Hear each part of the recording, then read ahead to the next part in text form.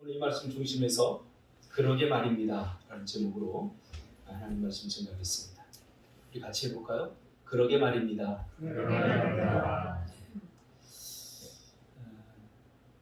초등학생들이 순진하고 익살스러운 그 시험 답안지가 인터넷에 떠도는 것을 몇 개 수집해 보았습니다.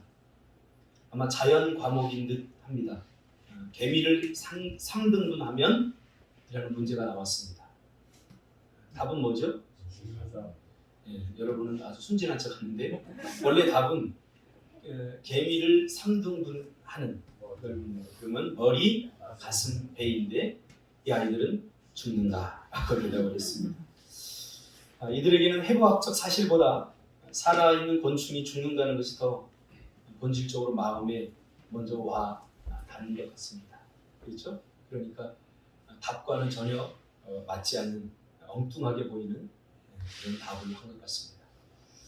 어쩌면 엉뚱해 보이는 순수하지만 깨끗한 아이들의 마음에 다가가는 것 같아 읽으면서 마음이 정화되는 것 같은 기분이 들었습니다. 이 외에도 수십 가지가 있습니다. 그러면서 눈에 띄는 답이 하나 있었습니다. 이런 질문이에요. 부모님들은 왜 우리를 사랑하는 걸까요? 아마 국어 시험에서 이렇게 묻지 않았을까요? 부모님들은 왜 우리를 사랑하는 걸까요? 이 질문에 아마 난감했던 모양입니다. 그 아이들이. 그래서 이렇게 답을 했습니다. 그러게 말입니다. 그러게 말입니다. 그게 오늘 설교 제목입니다. 참 엉뚱해 보이는데 굉장히 철학적인 답 같아요. 부모님은 우리를 왜 그렇게 사랑할까? 도대체 뭐 때문에 사랑할까요? 이 애들이 한참을 생각한 거죠. 그러다가 그러게 말이에요. 왜 부모가 우리를 이렇게 사랑할까요? 인사야 그렇지? 내가 하고 싶은 대로 냅두면 참 좋은데 이거 해라 저거 해라 저건 하지 말라 이거 해라 도대체 왜 나를 속상하게 하지 못하게 하고 하고 싶은 거 하지 못하게 하고 또 하기 싫은 거 자꾸 하게 할까? 그래서 애들이 그러게 말입니다 이렇게 얘기했습니다. 여러분은 왜 예수 믿으세요? 우리는 자주 내가 왜 예수를 믿는지 한번 물어봐야 됩니다. 회의에 빠지기 위해서가 아니라 좀 더 순수하고 순전한 믿음 생활을 하기 위해서 우리는 우리 자신에게 내가 예수를 왜 믿을까? 라고 묻고 싶지 않지만 자주 물어야 됩니다. 오늘 본문은 재물이 많은 부자 청년의 방문과 그의 질문에 답하는 예수님과 답하는 대화 형식으로 그 말씀이 진행되고 있습니다. 한 부자 청년이 찾아와서 영생을 얻으려면 어떻게 해야 되는지 묻습니다. 부족함 없는 돈이 그의 영혼에 만족을 주지 못했던 거죠. 분명히 오늘 본문은 부자 청년이라고 했습니다. 그래서 이 부자 청년의 의미가 뭘까를 단어를 연구해서 해석을 해보니까 뭐 부족함이 하나 없을 만큼 모든 것이 다 채워져 있는 상태를 말하고 있는 거예요. 그 부자 청년이 그 돈으로 얻을 수 없는 영혼의 만족을 느끼고 예수님께 찾아와서 어떻게 하면 영생을 얻을 수 있습니까? 라고 묻죠. 그러자 주님은 계명을 지켜야 된다고 말합니다. 그러자 이 부자 청년이 뭐라고 합니까? 10계명 말씀하시는 거죠. 그거 제가 다 지켰습니다. 라고 말하면서 무엇이 더 부족합니까? 라고 오히려 주님께 대묻습니다. 그러니까 10계명 여러분 잘 알잖아요. 이웃 사랑과 하나님 사랑으로 요약되는 이 사랑. 자기가 다 지켰다는 거예요. 자기가 다 지켰습니다. 라고 말한다고 한다면 우리는 여기에 이 사람의 그 당당함 속에 이 사람이 정말로 지키려고 애를 쓰고 다 지켰다고 생각하는구나. 애쓰고 있구나. 라는 것을 인정해 줘야 됩니다. 저는 기도할 때에 매번 똑같은 기도가 반복되는 걸 보면 참 안타깝습니다. 물론 우리는 연약하기 때문에 용서해 주세요, 용서해 주세요 해야 되지만 용서해 주세요 하고 난 다음에 우리는 그런 죄를 짓지 않기 위해서 우리의 삶 속에서 애쓰고 힘써야 됩니다. 그런 모습이 보여질 때에 용서해 주세요라고 하는 말은 어느 정도 납득이 좀 됩니다. 그런데 밥 먹듯이 죄를 짓고는 용서해 주세요만 반복하는 기도는 저는 그렇게 신뢰가 되지 않습니다. 그런 면에서 오늘 이 부자 청년의 내가 계명을 다 지켰습니다라고 하는 말은 어느 정도 좀 이해가 가요. 이 사람이 정말로 주님의 계명을 지키려고 애쓰고 힘쓰면서 살아가는구나 라는 것을 그 느낌이 다가와요, 마음속에. 그러자 주님은 내가 완전한 사람이라고 하면 가서 내 소유를 팔아서 가난한 사람에게 주라. 그 다음에 나를 따르라. 라고 자신만만한 이 청년에게 낭떠러지 매달리게 합니다. 그렇죠? 조금 전까지는 난 다 지켰습니다. 나에게 뭐가 더 필요합니까? 뭐가 더 부족합니까? 라고 자신만만하던 이 청년이 이제는 자기의 소유와 영생을 놓고 저울질을 하기 시작합니다. 마음속으로. 왜요? 네가 가진 모든 소유를 다 팔아라. 팔고 나서 그 다음 나를 따르라. 라고 이야기를 하니까 내가 가진 게 얼마나 많은데 영생이 중요하냐? 내 소유가 중요하냐? 이제 저울질을 하고 있는 거지. 받고 싶지 않았던 질문을 받은 거죠. 이 청년은 영원한 생명, 영생과 자신의 소유를 저울질하다가 그만 수심에 가득 찬 얼굴로 그 자리를 떠나게 됩니다. 자, 이 광경을 지켜본 제자 중에 베드로가 당당하게 묻습니다. 오늘 본문은 이 부자 청년이 떠나고 난 다음에 베드로의 그 당당한 모습을 또 볼 수 있습니다. 오늘 본문에 당당한 사람들이 많이 나와요. 이 광경을 지켜본 제자 중에 베드로가 당당하게 묻죠. 보십시오. 보십시오. 우리 한번 같이 볼까요? 27절 읽어볼까요? 시작. 이에 베드로가 대답하여 이르되 보소서 우리가 모든 것을 버리고 주를 따라 싸운즉 그런즉 우리가 무엇을 얻으리까?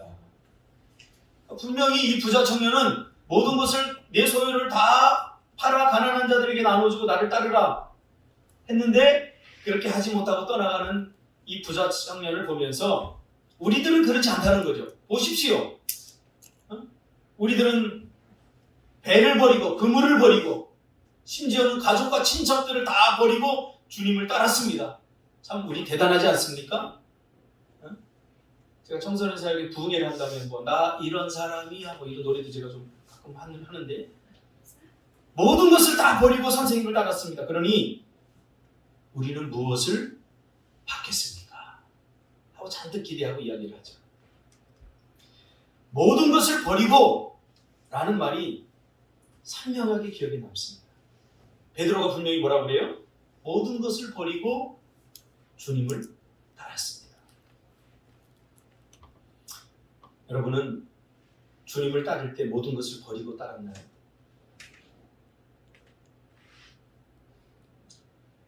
우리는 지금 모든 것을 버리고 주님을 따르고 있나요? 우리는 베드로처럼 모든 것을 버리고 따랐는지 아니면 아직도 여전히 버리지 못하고 따르고 있는지는 모르지만 분명한 것은 우리는 주님께 무엇을 받고 싶어 한다는 사실입니다. 보상을 받고 싶어 한다는 사실입니다. 분명한 것은 우리는 무엇을 받겠는가에 대한 보상에는 대단한 관심이 많다는 거예요. 우리의 소유를 다 버리고 주님을 따랐는지는 구렁이 담 넘어가듯이 살짝 넘어가고 그 다음에 우리는 여하튼 주님을 따르고 있으니 우리에게는 어떤 보상이 있을까요? 여기에 관심이 많다는 사실이죠. 아마 이 질문에 다른 제자들도 솔깃했을 것입니다. 평소에 묻고 싶었지만 차마 물어볼 수 없었던 이야기를 베드로가 꺼내서 물으니까 얼마나 속이 시원했을까요? 정말 묻고 싶어. 준석 집사님 있잖아요. 목사님, 우리가 이렇게 헌신하면 이렇게 제주도까지 따르는데 도대체 주님은 우리를 얼마나 축복할까요? 좀 가르쳐주세요, 목사님. 전 몰라요. 이런 마음이 다 있어요, 우리 안에. 그런데 베드로가 대표해서 그것을 쫙 물어보니까 제자들이 야, 역시 넌 수제자야. 너는 할 일을 다 하고 있어. 아마 속으로는 잔뜩 기대하고 있었을 겁니다. 아마 우리도 차마 말 못하지만 모두 궁금한 이야기입니다. 주님께 묻고 싶어요. 주님, 그때 내가 그렇게 헌신하고 그렇게 내가 포기하고 주님을 따랐는데 우리 참 대단하지 않습니까? 주님께 우리가 무엇을 얻을 수 있을까요? 이런 기대감이 다 있을 것입니다. 또 이런 기대감을 갖는 것 자체가 뭐 잘못된 것은 아닌 것 같아요. 성경에서도 보상에 대한 이야기를 충분히 하니까. 우리의 헌신과 희생에 대한 주님의 대가, 보상은 무엇인가? 우리가 가끔 하나님께 서운해하고 또 알 수 없는 침체에 빠지고 미움과 분노에 빠지는 이유 중에 하나가 바로 이 보상이 제대로 이루어지지 않아서 그런 것 같아요. 그렇죠? 우리가 하나님 앞에 이만큼 기도하면 이만큼의 응답이 주어지고 또 우리가 하나님 앞에 이만큼 헌신하면 우리의 마음에 흡족하지 못하더라도 적어도 느낄 수 있을 만큼 보상이 주어진다면 우리가 하나님 앞에 그렇게 서운해야 할 필요도 없는 것 같아요. 그러나 우리가 생각하는 것처럼 주님의 보상은 그렇게 풍성하게 이루어지지 않는 현실 속에서 우리는 서운해합니다. 다시 한번 묻고 싶습니다. 우리는 정말 모든 것을 다 버리고 주님을 따랐나요? 제자들은 그들의 삶의 모든 것이었던 배와 그물을 버리고 주님을 따랐습니다. 어떤 제자들은 가정을 돌봐야 되는데 가정을 돌보는 책임까지 버리고 주님을 따랐습니다. 우리가 생각하는 상상 이상의 것을 버리고 주님을 따랐습니다. 그러니까 이 제자들은 우리가 무엇을 얻을 수 있습니까? 라고 묻는 것 자체가 잘못된 것 아닌 것 같아요. 적어도 이 정도를 버렸다면 저 같아도 묻고 싶어요. 주님, 내가 내 삶의 미래였던 내 배와 그물, 내 인생의 전부인 이거 버리고 따르는 것 주님 아시지 않습니까? 요구하는 것은 당연한 것 같아요. 그렇다면 여러분은 무엇을 버리고 주님을 따르고 있나요? 주일날 편히 쉬지 못하고 예배하고 또 교회 구석구석 참여하여 헌신하고 봉사하고 때로 넉넉하지 않은 살림살이를 덜어내서 헌금하고 어떤 보상을 바라고 있습니까? 욥기를 보면 사단은 욥의 경건에 대해서 이렇게 하나님께 이의를 제기합니다. 하나님, 욥이 왜 저렇게 경건한 줄 아세요? 욥이 왜 저렇게 믿음이 좋은 척하는 줄 아세요? 그것은 하나님이 그에게 적절하게 보상했기 때문입니다. 그 얘기를 하고 말합니다. 그러면서 사단이 이렇게 얘기해요. 하나님, 욥이 아무것도 바라는 것이 없이 하나님을 경외하겠습니까? 욥기를 읽어본 사람이 다 이게 무슨 구절인지 알죠? 어찌 욥이 하나님께 아무것도 바라는 것이 없이 저렇게 맹목적으로 하나님을 경외하고 사랑할 수 있습니까? 거짓말입니다. 욥은 하나님께 어떤 보상을 바라고 있기 때문에 저렇게 열심히 하는 겁니다. 우린 여기서 이런 질문을 하나 만들어낼 수 있습니다. 과연 보상에 대한 기대 없는 믿음이 가능한가? 여러분, 하나님이 지금부터 여러분의 기도를 다 들어주지 않는다고 해도 여러분이 하나님 앞에 일방적으로 헌신하고 일방적으로 하나님 앞에 희생한다고 할 때 그 후에 주어지는 것이 아무것도 없다고 할지라도 여러분들은 변함없이 하나님을 사랑할 수 있습니까? 이게 욥기가 우리에게 던져주는 질문이죠. 이유 없이 저 욥이 당신을 맹목적으로 사랑할 수는 없다는 거죠. 이게 사단이 가지고 있는 생각이에요. 사단은 그것이 불가능하다고 말합니다. 하나님이 우리에게 원하는 것은 바로 이러한 인테그리티한 순수함입니다. 순수함. 어떤 것에 이유가 붙는 순간 순수함이 사라져버립니다. 내가 누군가를 사랑하는데 거기에 이유가 붙으면 그것은 순수한 사랑이 아닙니다. 내가 준석 집사를 좋아하는데 준석 집사가 나에게 잘해주기 때문에 내가 그를 좋아한다면 이것은 순수하게 좋아하는 것이 아닙니다. 순수하지 않는 것은 불안합니다. 순수하지 않는 것은, 순전하지 않는 것은 언젠가는 깨어집니다. 왜? 이유가 있기 때문이죠. 이유가 진리가 될 수 없기 때문에 항상 깨지게 되어 있습니다.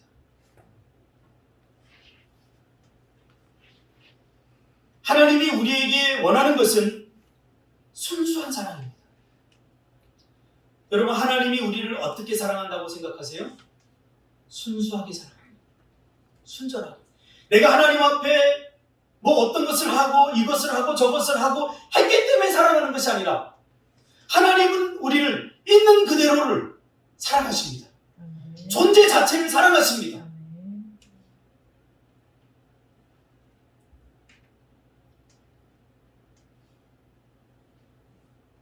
그래서 하나님도 우리가 하나님을 이와 같이 순수하게 사랑하기를 원하십니다.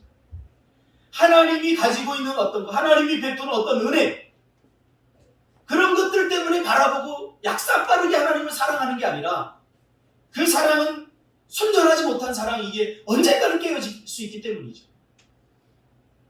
하나님이 우리를 사랑하듯 우리도 하나님을 사랑하고 우리도 서로 간에 이렇게 순전한 모습으로 사랑하기를 원하는 거죠. 이 순수한 사랑이 고결하고 변질되지 않은 거룩함이라고 성경은 말하고 있습니다.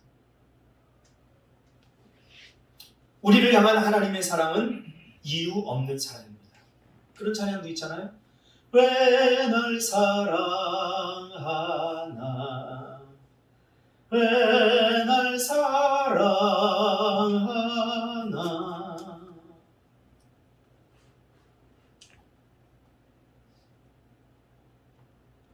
도대체 왜 날 사랑할까 주님?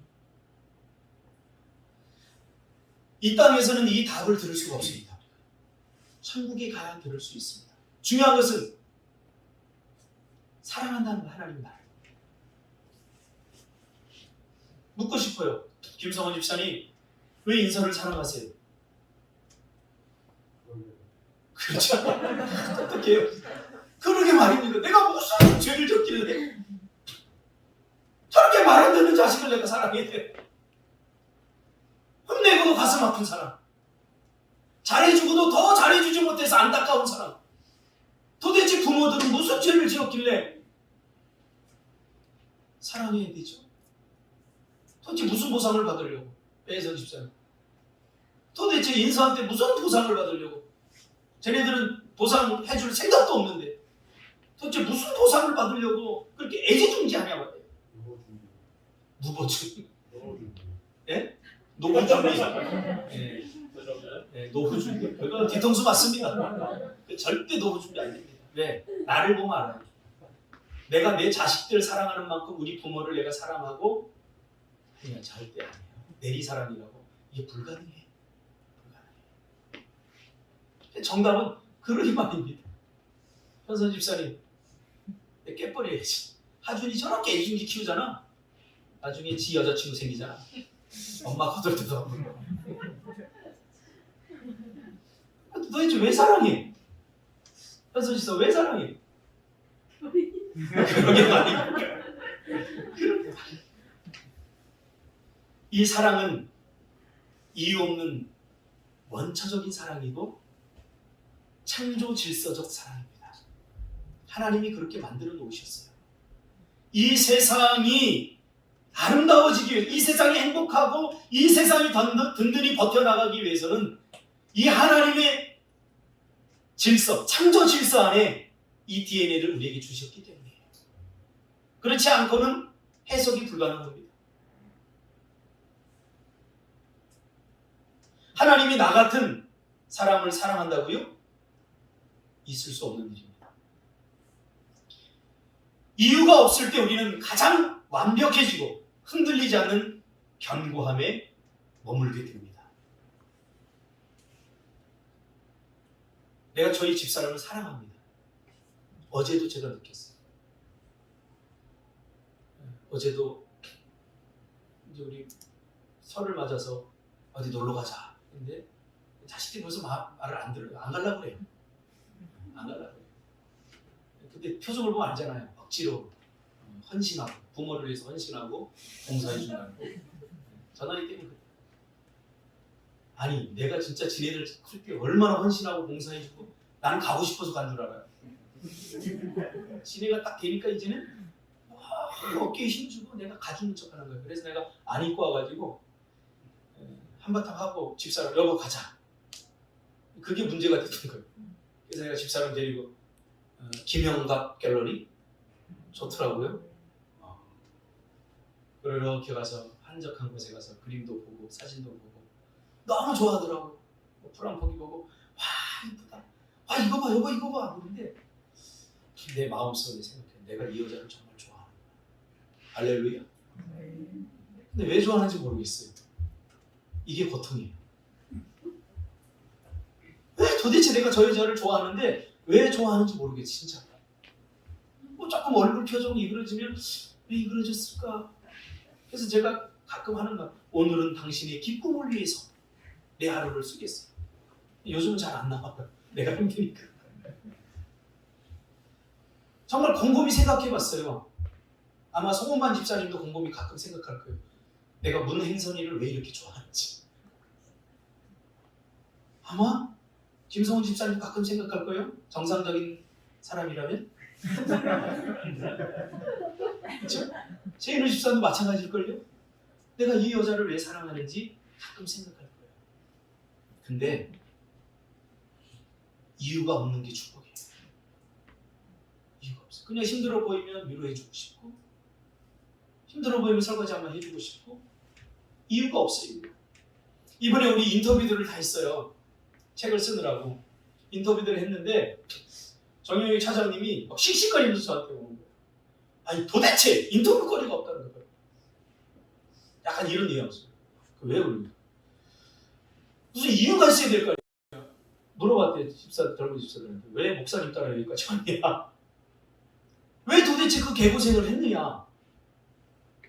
그랬더니 모르겠어요. 그냥 그래야 되는 줄 알았어요. 그때는 그게 전부였어요. 이유가 없었던 거예요. 그 이야기를 듣고 내가 너무 감동했어요. 이게 하나님의 사랑이에요. 만약 거기 이유가 있었던 사람들 다 떠났어요. 무슨 이유가 있겠어요? 저도 똑같아요. 저한테도 물어보는 거예요. 왜 도대체 그 말만한 놈들 7명을 데리고 함께 살았어요? 힘들지 않았어요? 솔직히 고백하는데 힘든 거 하나도 없었어요. 그냥 그때는 그래야만 되는 줄 알았어요. 그렇게 살아야만 되는 줄 알았어요. 이유가 있을 수 없어요. 그게 난 너무 감사해요. 하나님도 우리를 사랑하는데 이유가 없어요, 여러분. 이 하나님의 사랑을 마음껏 누리시길 바랍니다. 그 사랑과 가장 많이 닮아있는 게 부모와 자식 간의 사랑 아닙니까? 지은 건설님도 한번 자식 낳아보세요. 이놈이 그냥 자식이 똥 싸고 내 일거리 생기는데 좋아하는 건 부모밖에 없을 거예요. 야 황금똥이다. 침 질질 우유 쏟고 그러는데 아유 이놈의 자식 하면서 미소는 가득 머무르면서 그 치우는 좋아하는 부모밖에 없을 거예요. 하나님도 마찬가지. 여러분이 뭐 이뻐서 이쁜 짓 해서 좋은 짓 하고 사랑받을 만한 짓 해서 사랑하는 줄 아세요? 그런 존재 자체를 사랑하는 거예요. 무엇을 해도 사랑하는 거예요. 우리의 사랑의 격수를 좀 높일 필요가 있어요. 우리는. 그리고 인간의 수준에 머물게 하지 말고 우리는 그리스도의 사랑으로 우리의 사랑의 격을 좀 높일 필요가 있어요.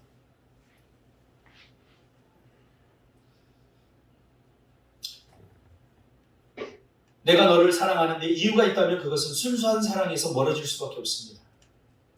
그런 사랑은 늘 아슬아슬하고 그 이유를 지켜내기 위해서 애쓰는 것이 곧 자기의 공로가 될 수 있습니다. 하나님, 내가 하나님을 위해 이렇게 헌신하고요. 이렇게 했는데 나에게 적어도 이 정도 대가는 보상으로 주어져야 되지 않겠습니까? 하는 이런 마음을 갖는 것 자체가 불쏘는 거죠. 하나님은 이미 독생자 예수 그리스도를 우리에게 주었어요. 이건 모든 걸 다 주었다는 거예요. 앞으로 너희에게 더 주지 못할 것이 없을 만큼 내가 너희를 사랑한다는 거죠.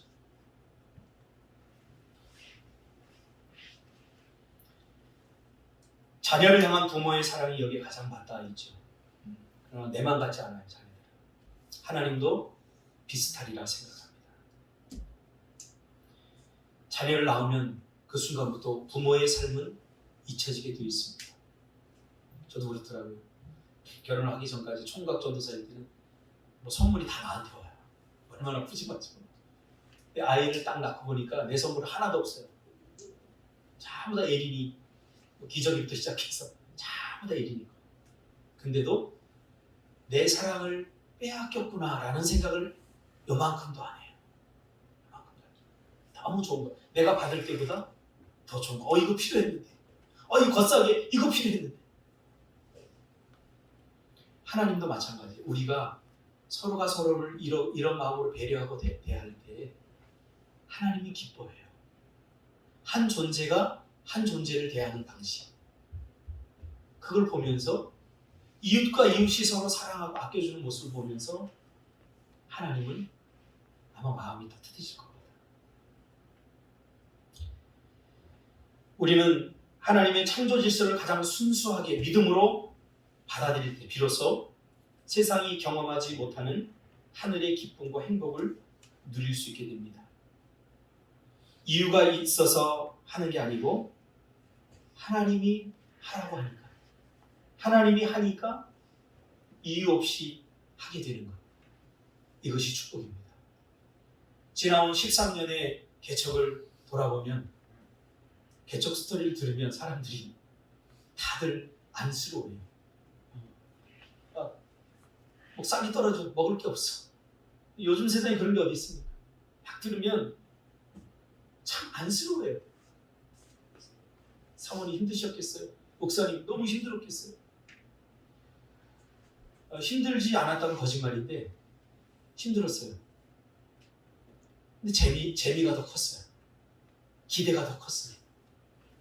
그걸 힘든다고 생각했으면 아마 스톱했을 거예요. 스톱 버튼을 눌렀을 거예요. 그만, 여기까지. 어떤 성도님이 교회를 나가면서 저에게 딱 한마디 던지고 나갔어요. 목사님, 이제 그만하랍니다. 개척교회 힘들군요. 이제 그만하랍니다. 큰 교회를 가더라고요. 아마 제가 정말 단순히 힘든 것만 있었으면 스톱 버튼을 언제 눌러도 눌렀을 거예요. 그런데 거기에 못지않은 하나님이 주시는 기쁨과 위로와 그 말로 표현할 수 없는, 이유를 설명할 수 없는 그 든든함과 평안함이 내 마음 가득 있었어요. 저만 있었던 게 아니고 집사람에게도 물어봐요. 제가 미안하니까. 당신은 어땠어요? 참 돌아보면 힘들었는데 근데 힘들 줄 몰랐어. 힘들었는데 힘들 줄 몰랐다. 이유가 없는 거예요. 여러분, 하나님의 일은 이렇게 해야 됩니다. 이웃을 사랑하는 것도 이렇게 해야 됩니다. 단순히 이웃을 사랑하는데 힘들기만 하면 우리의 마음이 순수하지 못하기 때문이에요. 뭔가 대가를 바라고 보상이 그 안에 숨겨져 있었기 때문에 그런 거예요. 저는 많은 청소년들을 섬겼습니다. 어떤 아이는 중학교 2학년이 임신하고 왔어요. 막 제가 그냥 그 삼촌 같은 심정을 막 해주고 싶어요. 그 임신시킨 놈 같이 왔어요. 아니 도대체 입에서 막 욕이 나가요. 그런데도 그 아이들을 받아주고 그 아이들을 상담하고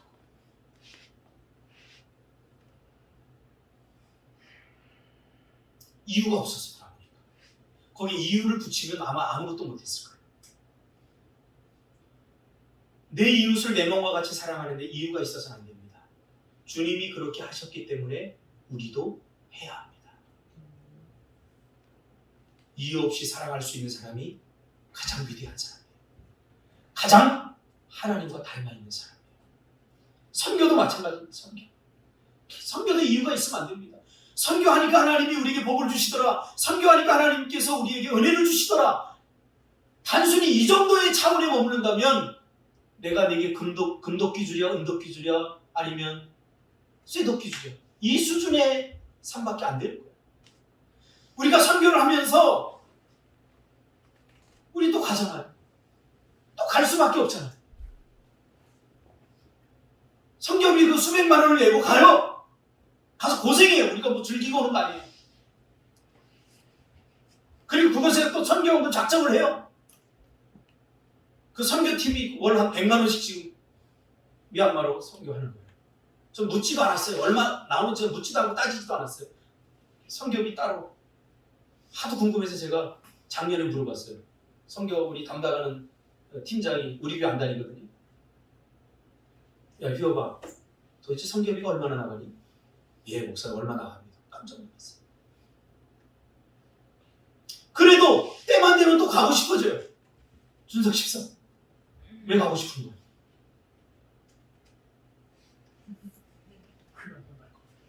아니 좀 약사 빠른 너의 대답을 얘기해야지. 그건 수준 높은 사람들의 대답이고. 왜 가는 거야 미얀마에? 그래요. 또 가고 싶어. 그렇게 고생해도 이제 나이가 드니까 비행기 타는 게 참 보입니다. 그리고 동방항공이요. 김성원 집사님 절대 못합니다. 다리가 길어서. 다리를 접어야 돼. 제가 딱 탔는데 나는 선교 체질이다. 다리가 이렇게 짧으니 이렇게 누워도 나는데 외국에 김성원 집사 외국인이 한 명 탔는데 못 앉아있어요. 왔다 갔다.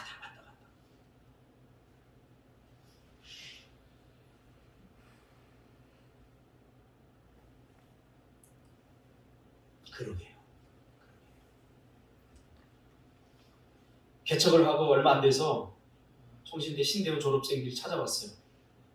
선배님이 개척을 막 하고 조금 개척이 뭐 되는 모습이 좀 알려졌나 봐요. 그래서 앞으로 후배들에게 개척하는 후배들에게 좀 강의를 좀 해주세요. 그래서 제가 가서 강의를 한 적이 있습니다. 강의를 하고 그때 참 힘들 때예요. 정말 돈 10,000원이 없어서 이 전기세를 못 내는 때예요. 그래서 나름대로 총신대 신대원 졸준위에서 강사를 모셨으니까 끝나고 나면 뭐 페이 좀 주겠지. 그때 나는 어떻게 할까? 선배답게 너도 하고 다시 줘야지. 다 이런 마음을 시나리오를 딱 짜고 멋있는 선배가 돼야지. 그리고 딱 갔어요. 그리고 한 2시간 이틀 동안 강의를 했어요. 첫째 날 강의를 했는데 나 오는데 이렇게 나가는데 가는데 차로 타고 가는데 안녕히 가세요. 그러고 가는 거야. 내일 주려고 하는 모양이다. 내일 내가 멋진 사람이 돼야지. 그리고 내일 딱 강의를 딱 끝나고 딱 하는데 졸준이 몇 명 이렇게 따라와요. 따라오는데 거기서도 좀 미적거리 있어. 왜 안 주지? 안녕히 가세요 선배님. 집에 와서 얼마나 화가 나든지. 양지까지 불러놓고 이것들이 나 힘들고 어려운데 이것들이 화가 채 풀리지 않은 채로 그날 금요 심야 기도회를 인도하는데 기도 중에 하나님이 이런 마음을 저에게 주셨어요. 내 안에 아직도 보상받으려고 하는 허영심이 있구나. 순수해져라. 내 마음처럼.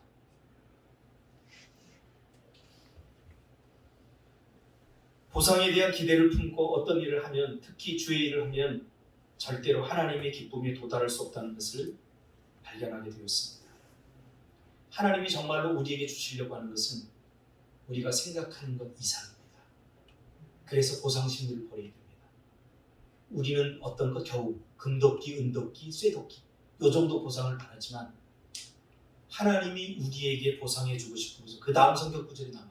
이것까지 다루면 너무 길기 때문에 우리가 헤아릴 수 없는 은혜들입니다. 저희 어머니가 저에게 물려준 것이 아무것도 없었습니다. 그러나 지금 그 어머니의 기도를 통해서 내가 감히 말할 수 없는 엄청난 것들을 누리고 있다는 사실을 저는 알아가고 있습니다.